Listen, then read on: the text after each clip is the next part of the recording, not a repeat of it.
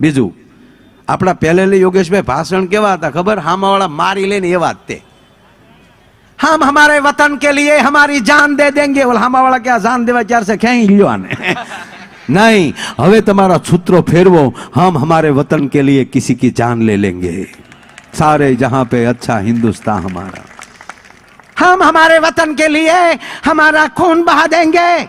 घर भेगा थाओ, नहीं हम किसी का खून बहा देंगे। પણ કહેવા ગયો આ ભારતની એકતા એટલી બધી વધતી જાય છે ને સાહેબ, 18 વર્ણની, આ જ્ઞાતિવાદ છોડો, 18 વર્ણ એક બનો, એકાબીજીને સમજવાની કોશિશ કરો. કાંઈ કે થાય છે તો એ બોલા કે અમારી માંગ પૂરી કરો, નથી જ્ઞાતિવાદના સાહેબ આંદોલન કરો, પણ ગાંધી બાપુ જેમ સાના મના બેહીને કર્યા એવા. રાષ્ટ્રની એક પણ વસ્તુ ઉપર નુકસાન ન થવું જોઈએ ભલા માણા. હે, અને જ્યારે ઈ હપ આવશે તો તમામના વિચાર એક આવશે. એક ગમે એવો કોઈ વિચાર મૂકી દે ને એને તમે જાણ્યા ઝપાણ્યા વગર ટોળામાં નાખી ગયો. આ હમણાં જ જે વર્તમાનમાં ચાલે છે વિચારા વગરનું ચાલે છે ને. તમે પાર્લામેન્ટને સાંભળો તો ખરા. એવો કોઈ કાયદો એવો નથી કે ઓસમાણભાઈ ને કે એના ભાઈઓને કે અમને એક નુકસાન થાય.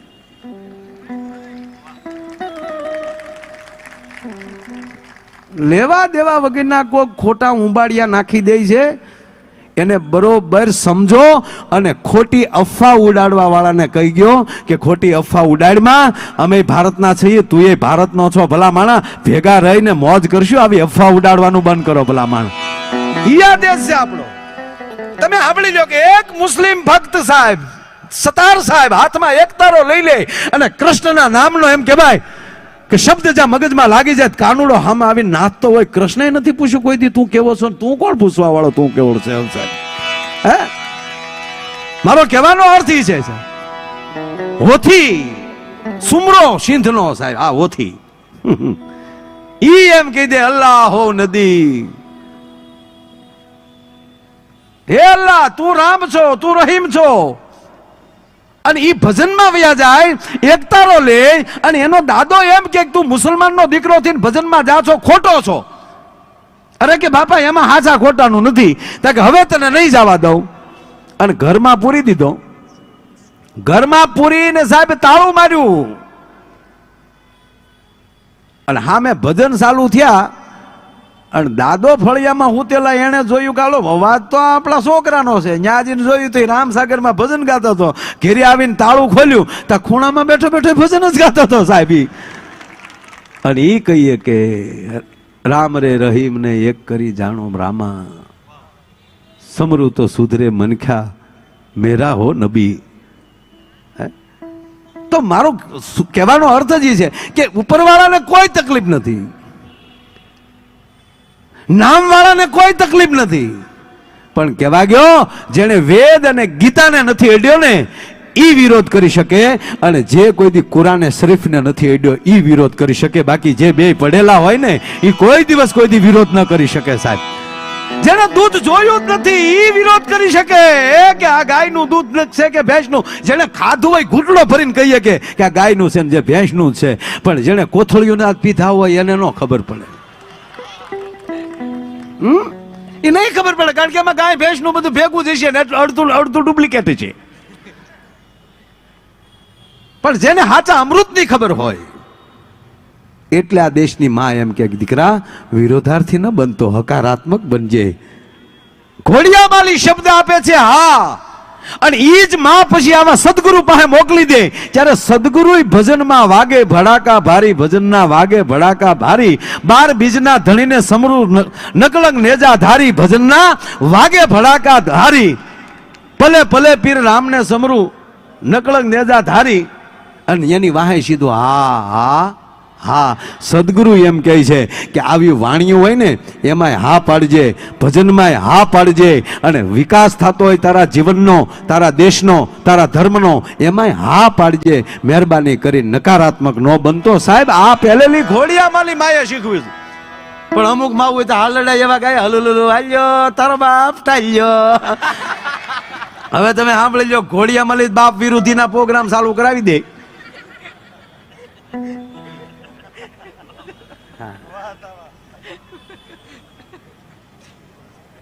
ભૈલો મારો ડાયો પાટલે બેસીને નાયો, પાટલો ગયો ખસી, ભૈલો આવ્યો હસી. હવે પાટલો ખાઈ જાય, ભૈલો હસે, મુંડો રંગાઈ જાય. સાહેબ બજરંગદાસ બાપા જ્યારે બેઠેલા આશ્રમમાં, અને જામનગર અને રાજકોટ બાજુથી 2-3 મિત્રો આવ્યા, અને ત્યારે આપણા આ ડીઝલ એન્જિન, પાણીના પંપ એ નવા હજી નીકળેલા. અને અહીંયા આપણી બગડાણાની સાહેબ તમામ દીકરીઓ નાની નાની, બાપાને બહુ દીકરીઓ બહુ ગમતી, કારણ કે મારી લક્ષ્મીઓ છે. અને તમે કલ્પના જ કરો, એક ધૂળ ધોયેલું ફરાક પહેરીને દીકરી બજારમાં નીકળતી હોય, એમાં કેટલા રૂપ છે. જેમ જેમ ઉંમર થતી જાય એમ એ દીકરીના નામ બદલતા જાય.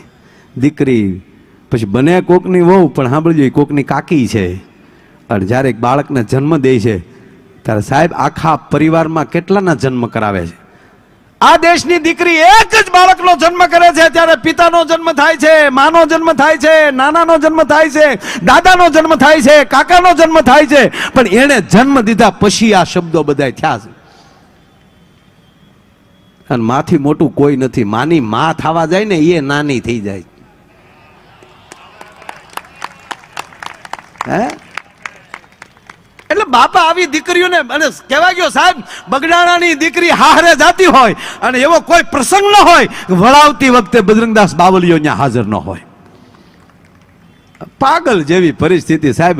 એની આંખમાં લે આહુડા દાઢીમાં આવે, ને દાઢીમાં લે હમણાં રગેડા આહુડાના નીકળતા હોય. અને સાહેબ એ બાવલીઓ જેમ દીકરીનો બાપ રોતો હોય ને, એનાથી હવાયો એ બાપ રોતો હોય. શું કામ? જેટલી દીકરી એના બાપ પાસે મોટી નથી થઈ ને, એટલી બજરંગદાસ બાવલિયા પાસે મોટી થઈ છે સાહેબ. એટલી ત્યાં રહી છે આશ્રમમાં.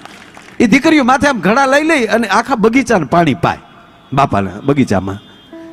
અને પછી દીકરીઓ આખો દી કાંઈક નું કાંઈક ધડ્યું કર્યા કરે. એમાંય પછી આમ જો હાવ રમૂજની વાત કહું તો સત્ય વાત, એમાં કોઈ વાર દીકરીને એમ કે હે તારે લગ્ન કરવા? તા કે હા.